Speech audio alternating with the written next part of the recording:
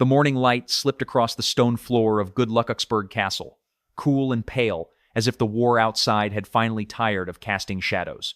Through tall windows, the fjord lay quiet, so quiet that Paul Nitze wondered how a continent that had burned for 6 years could hold a moment of such stillness.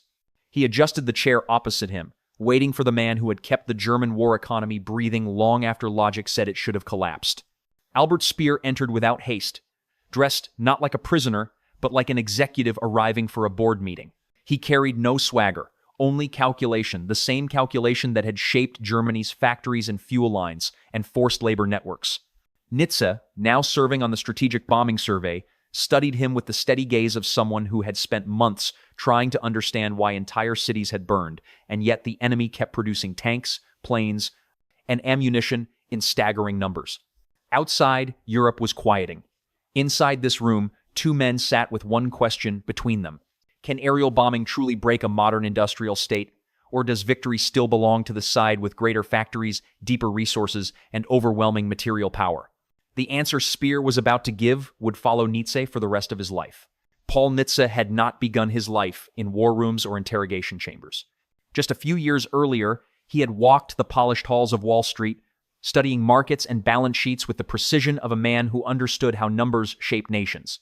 But in 1940, when James Forrestal called him to Washington, Nitze stepped willingly into a different kind of calculation, one where the cost of a misjudgment was measured not in dollars, but in lives. By May 1945, he carried the title of vice chairman on the Strategic Bombing Survey, and the responsibility of determining whether months of destruction from Allied aircraft had truly weakened Germany or merely scarred its cities. Germany had surrendered only days earlier, yet the war was not over for the United States. Across the Pacific, Japan still fought with a ferocity that suggested the worst battles lay ahead. American planners feared a nightmare scenario, a ground invasion that could cost 500,000 American casualties. If bombing could force surrender, if it had worked against Germany, then it had to work in Asia. Nitze's task was to understand what bombing had actually accomplished, not what theory claimed it should accomplish. And to do that, he needed to look directly into the machinery of the German war economy. That machinery had a face, and it belonged to Albert Speer. Speer had stepped into power in 1942 after Fritz Tott's sudden death, inheriting a nation already buckling under the weight of a 2-front war. What he built afterwards seemed, at first glance, impossible. Under relentless assault from the air, Speer's factories produced more aircraft, more tanks, more ammunition than they had before the bombing began. The numbers puzzled Allied analysts. How could a nation under round-the-clock attack increase output? How could rail lines be severed, cities burned, and yet weapons continue flowing to the front? This was why Nitze had come. Sifting through captured documents and interviewing minor officials could reveal fragments of truth, but only Speer understood how the pieces fit together. He had been the architect of dispersal programs, underground workshops, emergency labor reallocations, and ruthless production priorities. He had kept the German war economy alive long after its industrial heart should have stopped beating. And now, for the first time, he was within reach, calm, cooperative, and determined to prove that he was a technocrat rather than a fanatic. The numbers puzzled Allied analysts. He had kept the German war economy alive long after its industrial heart should have stopped beating. The morning light slipped across the stone floor of Glücksburg Castle, cool and pale, as if the war outside had finally tired of casting shadows. Nitze accepted the unspoken terms. He would ask about production, not ideology. About refineries and rail choke points, not moral responsibility. He sensed immediately that Speer saw this as a negotiation, a quiet bid for survival. The prosecutors could deal with guilt. Nitze needed answers. To understand the war's end and to understand whether bombing could end wars in the future, Nitze would have to dismantle, piece by piece, the industrial world that Speer had built. Long before Paul Nitze had taken his seat across from Albert Speer, the skies over Germany had turned into a vast, permanent front. By 1943, the day belonged to American bombers and the night to the RAF. The pulse of war echoed from hundreds of aircraft engines, each one delivering the same message. Germany would be crushed not only by armies, but by industry turned into a weapon. Yet the message never seemed to land. Despite the inferno over Cologne, the firestorms of Hamburg, the flattened neighborhoods of Essen and Berlin, the German war economy kept growing, That was the puzzle that brought Nitze here. The strategic bombing survey had mountains of data showing cities wiped from the map, but factories, some hidden, some scattered, some dug into mountainsides, still delivering weapons in astonishing quantities. Speer explained it with a calm that felt almost surgical. Despite the inferno over Cologne, the firestorms of Hamburg, the flattened neighborhoods of Essen and Berlin, the German war economy kept growing. That was the puzzle that brought Nitze here. Despite the inferno over Cologne, the firestorms of Hamburg, the flattened neighborhoods of Essen and Berlin, the German war economy kept growing. That was the puzzle that brought Nitze here. Despite the inferno over Cologne, the firestorms of Hamburg, the flattened neighborhoods of Essen and Berlin, the German war economy kept growing. That was the puzzle that brought Nitze here. The Allies had struck what they believed were vital arteries, ball-bearing plants at Schweinfurt, aircraft factories at Regensburg, industrial districts like the Ruhr. But Germany had prepared its workarounds. Ball bearings could be stockpiled. Precision parts could be substituted. Supplies could slip through Sweden and Switzerland, despite the blockade. The German war economy had been bruised, but not broken. Speer spoke about forced labor, with the same distant tone he used for production charts. Millions of men and women taken from conquered lands filled the gaps left by German workers drafted to the front. They labored in factories that functioned because collapse was not an option. To Speer, they were numbers in an equation. To Nitze, the omission of human suffering said as much as the statistics. But there was something else beneath the surface, something darker, something Speer did not fully intend to reveal. Even as he described the resilience of his industrial machine, he admitted, almost casually, that it was straining by 1944. Repairs took longer, rail networks were harder to mend, fuel shipments were delayed. And though production charts still climbed, Nitze heard the tension behind the numbers. A system can survive pressure. It can adapt, reroute, reorganize. But every system has a point where adaptation turns to exhaustion. By the time Speer reached this part of the story, Nitze sensed that the real collapse had not yet been revealed. The bombs had hit cities, factories, workers, and Germany endured. What he needed to know was the moment endurance stopped being enough. Speer paused, lifted his eyes, and spoke of a single date he would remember for the rest of his life. May 12th, 1944. When Albert Speer spoke the date, Paul Nitze felt the shift not in the room, but in the way Speer's voice settled into something heavier. This was not another statistic or a description of dispersed workshops. This was the moment the German war economy met the limit of its resilience. On that day, 935 bombers from the 8th Air Force struck Germany's synthetic oil network with a concentration no enemy had ever faced. The targets Luna, Merseburg, Bolin, Politz were not just industrial sites, they were the chemical heart that converted coal into aviation fuel. Without those plants, Germany possessed no meaningful source of gasoline, not for tanks, not for training flights, not even for the trucks that carried food to the front. Speer described the aftermath plainly. April had produced more than 300,000 tons of fuel. By July, the total fell to a third of that. By September, it hovered near zero. No amount of dispersal or underground construction could mask the scale of the damage. The refineries burned too hot, the equipment too specialized to replace, the chemical processes too fragile to restart under bombardment. When repairs began, the bombers returned. When workers rebuilt, the Americans arrived again. By September, it hovered near zero.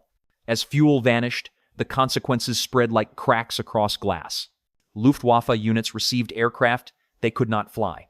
Pilot training hours collapsed to levels that guaranteed inexperience. As fuel vanished, the consequences spread like cracks across glass. The engagements stopped looking like combat and began to resemble execution. On the ground, panzer divisions endured a different kind of paralysis. Commanders rationed fuel so tightly that crews trained on simulators made of plywood, unable to burn gasoline for real maneuvers.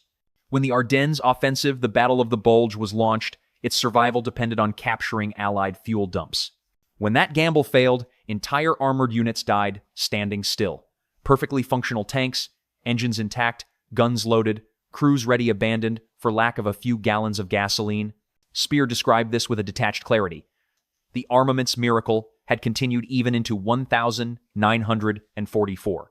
Germany built tanks it could not drive, aircraft it could not fly, weapons that never reached the front because the trucks assigned to carry them sat motionless in depots. The collapse was not just material, It was mathematical. When fuel ran out, the entire war machine, no matter how impressive on charts, became steel without purpose. Then came Hitler's Nero decree, ordering the destruction of Germany's remaining infrastructure. Speer told Nitze he had quietly sabotaged the order, claiming it was the one moment he acted for the future of the German people rather than for his Führer. Whether this was truth or self-preservation, Nitze left for historians to judge. But the lesson for the strategic bombing survey was unmistakable. Bombing cities had done little. Bombing factories had hurt but not broken the system. Then came Hitler's Nero decree, ordering the destruction of Germany's remaining infrastructure. The collapse was not just material, it was mathematical. Then came Hitler's Nero decree, ordering the destruction of Germany's remaining infrastructure. But the lesson for the strategic bombing survey was unmistakable. For the first time, Albert Speer hesitated. In the early years of the war, he explained, Hitler and his senior commanders dismissed American industry as a political illusion, boastful speeches meant to reassure Britain. They believed the United States was divided, isolationist, weakened by the Depression. The production targets Roosevelt announced in 1940, 60,000 aircraft, then 125,000 were considered impossible. Germany assumed those numbers were fantasy. Then Speer saw the reports. Not propaganda, not projections, numbers. The reality of American industrial production was beyond anything the German leadership had imagined. More than 300,000 combat aircraft built between 1941 and 1945, 88,000 tanks and self-propelled guns, thousands of naval vessels, Liberty ships rolling off assembly lines faster than U-boats could sink them. A single American plant, Willow Run, produced a B-24 bomber every 63 minutes, not days, minutes. Speer told Nitze that when he saw the full American data in late 1943, he understood with absolute certainty that the war was lost. No tactical brilliance, no wonder weapon, no ideological fervor could offset the disparity. The German war economy was sprinting at full speed. America was running on a track that had no end. For Nitze, this admission was more than a historical footnote. It became a framework for the next 40 years of American strategy. As he shaped the Marshall Plan, drafted NSC 68, and later negotiated arms control, the memory of Speer's confession remained a quiet compass.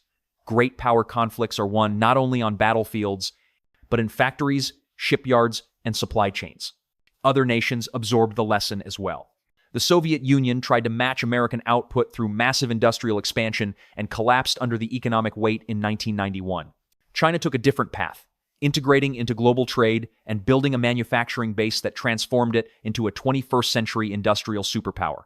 The strategic bombing survey's findings echoed across later wars.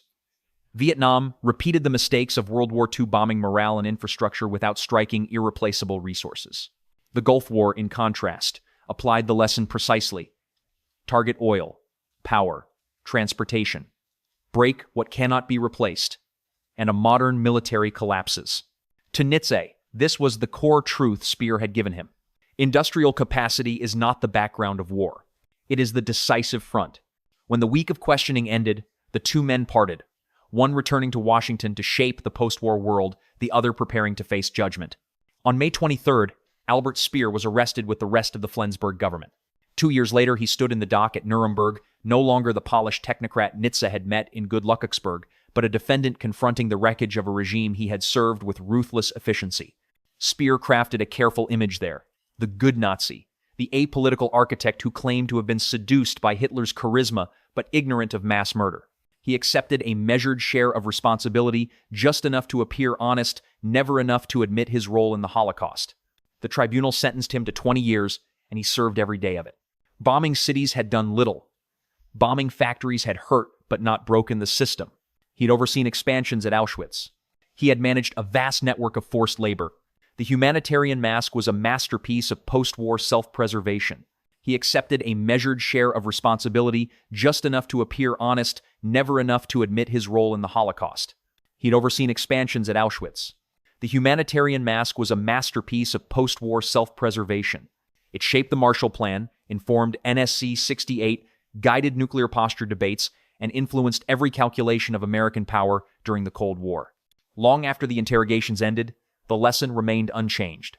A nation's industrial base is its most reliable form of deterrence. Today, as new powers rise and old rivalries stir, the questions Nitze asked Speer still echo. Which nations can sustain a long conflict? Which can replace aircraft, ships, microchips, fuel, and ammunition at scale? Which can absorb losses and continue? These questions, quiet, technical, unglamorous, often decide the fate of nations long before the first shot is fired. If you found this story meaningful, consider joining us for future chapters of military history.